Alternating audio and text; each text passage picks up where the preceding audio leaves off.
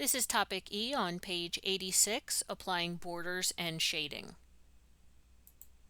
Font and paragraph formatting options that you've already used can help to call out or differentiate portions of your document. Borders and shading provide an even more dramatic way to make paragraphs and pages stand out. A border is a plain or decorative line or pattern that surrounds an object. Borders can be applied to paragraphs, pages, and pictures to draw attention to them. Borders can be applied to the top, bottom, or all four sides of a page or an object. On the Home tab in your paragraph group, here we have our Borders drop-down. This has a pretty long list of options here. I'm going to first select my little address book that we created earlier, and I'm going to show you what your options are here.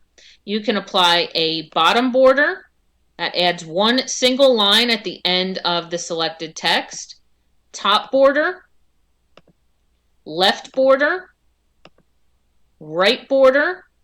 You can add all borders. You can see I get the lines going across between my individuals now. You can choose to do no borders. That will remove everything.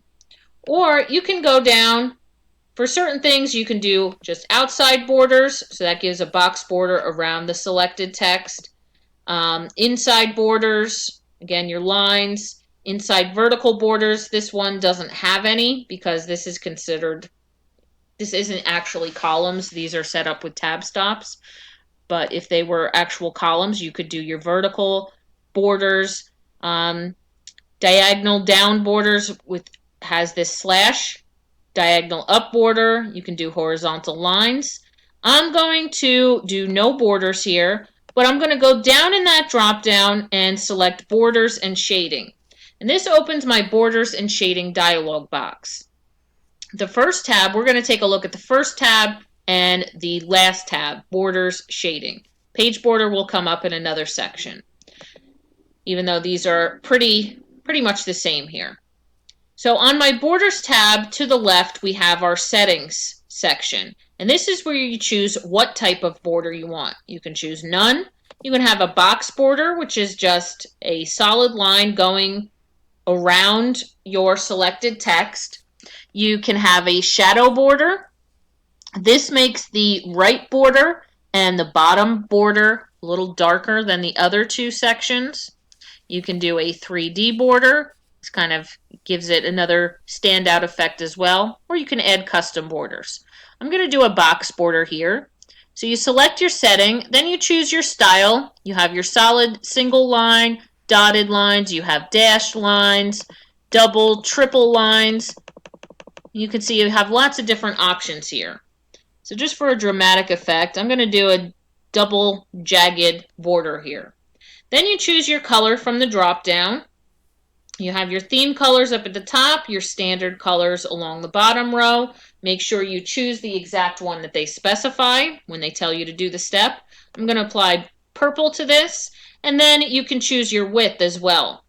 Now for this particular border, it only has the option of 3/4.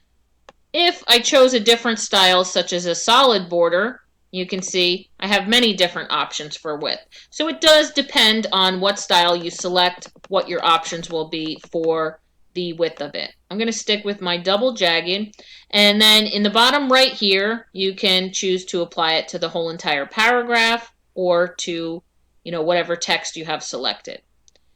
It'll give you a preview of what it will look like here. So that's going around my selection, and I'm going to click OK. So you can see it put the border around just that particular selected text that I had chosen, not the entire page of text. Now you can also choose kind of like a background color for your selected text. So just within that jagged border, you can do a color inside. And that's in the same dialog box. I go back to borders and shading, choose my shading tab at the top, and I can do a fill color. Now you want to try to stay on the lighter side since you'll be reading text. So maybe I would want to do a light yellow, or you can even do a pattern. And I'm going to click OK from here, and you can see I get that fill color.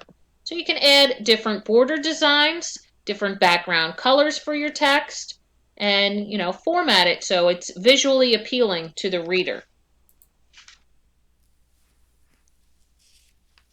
The next video is going to be activity 2.8 on page 88.